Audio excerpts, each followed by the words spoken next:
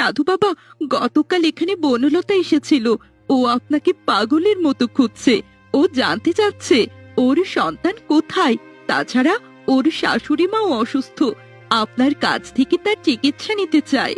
খবরদার, ওকে বলে দিসনি তো যে ওর সন্তানকে আমি এখানে লুকিয়ে রেখেছি। যদি ওর সন্তানের পরিচয়ও জেনে যায় তাহলে কিন্তু ওকে কাছে পাওয়ার জন্য মরিয়া হয়ে উঠবে, আর এটা মণিমালার জন্যই ক্ষতির কারণ হবে। সাধু বাবা, আপনি কার কথা বলছেন? আমার পরিচয় মানে? তাহলে আমি কে? আমার বাবা মাকে আপনি আমার কাছ থেকে কি লুকাচ্ছেন? দয়া করে বলুন। জানতে পারবি মণিমালা, তোকে আমি সব কিছুই বলবো। তোর কাছ থেকে আমি আর কিছুই আড়াল করতে চাই না। গতকাল যে নারীটি তোর কাছে এসেছিল সে আর কেউ নয়, তোর জন্মদাত্রী মা। আমার মা? কিন্তু সে তো একজন মানুষ। আরে মানুষের সন্তান গাছ হয় কি করে? তাহলে কি আমি কোনো গাছ নই? আমি কি কোনো মানুষ সাধু বাবা?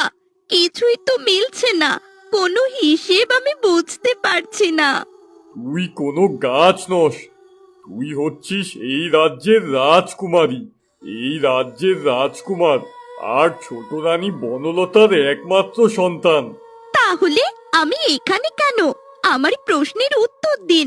আমাকে আমার বাবা মার কাছে যেতে দিন, আমি তাদের কাছে যেতে চাই। তোকে আর একটু ধৈর্য ধরতে হবে মণিমালা। এখন তোর জীবন সংকটাপন্ন। যদি তোকে আমি প্রাসাদে নিয়ে যাই তোকে বারবার হত্যা করার চেষ্টা করা হবে, আর সেটা আমি করতে পারবো না। সাধু বাবা, সেদিন যখন সেই মহিলাটা আমার কাছে এসেছিল, আমার কেন জানি মনে হচ্ছিল সে আমার অনেক আপন। আমি কোথাও একটা তাকে দেখেছি। আহারে, আর বলিস না, কষ্টে আমার বুকটা ফেটে যাচ্ছে। সেটাই তো স্বাভাবিক, মা আর সন্তানের টান কখনোই অস্বীকার করা যায় না। মণিমালা, একদিন তুই সবকিছুই ফিরে পাবি রে মা। তোর রাজ্য, তোর বাবা মা, তোর আত্মীয় স্বজন সবকিছুই তোর হবে। শুধু একটু ধৈর্য ধর। পারছি না, আমি সত্যি আর পারছি না। ভালোবাসার অভিনয় করতে করতে আমি ক্লান্ত হয়ে গেছি। জানি না কবে আমি এখান থেকে বের হতে পারবো। কি ব্যাপার রাজকুমার, তোমার সদ্য বিয়ে হয়েছে, এখন তোমার নিজের স্ত্রীকে সময় দেওয়া উচিত। তুমি তো সব কিছু জানোই পরি। আমি এখান থেকে মুক্তি চাই।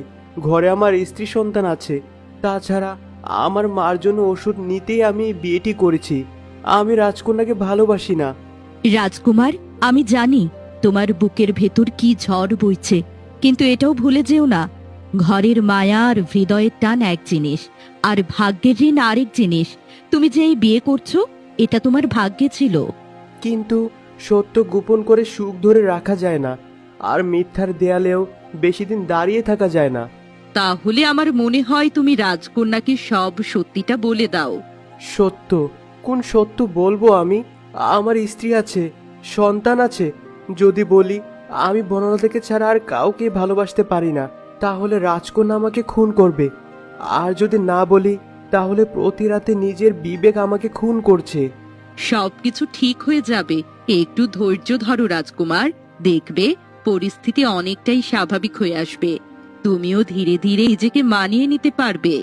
কি ব্যাপার বনপরি, তুমি আমার স্বামীর সাথে কি কথা বলছিলে? রাজকন্যা, আপনি এখানে? আমি প্রশ্ন করছি আর আমার উত্তর চাই।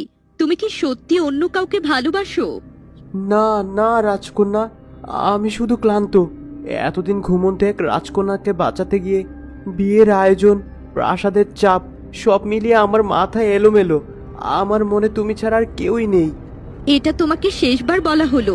যদি আবার কখনো তোমার মনে অন্য কোনো নারীর নাম উচ্চারিত হয়, তাহলে শুধু তুমি নও, তোমার অতীত, তোমার স্মৃতি, তোমার অস্তিত্ব সব আমি জঙ্গলের আগুনে পুড়িয়ে দেব। আপনি রেগে যাচ্ছেন রাজকন্যা, চলুন ঘরে চলুন। এখানে দাঁড়িয়ে দাঁড়িয়ে সময় নষ্ট করবেন না। আপনারা এখন একসাথে সময় কাটান, আর আমি বরং এখান থেকে চলে যাই।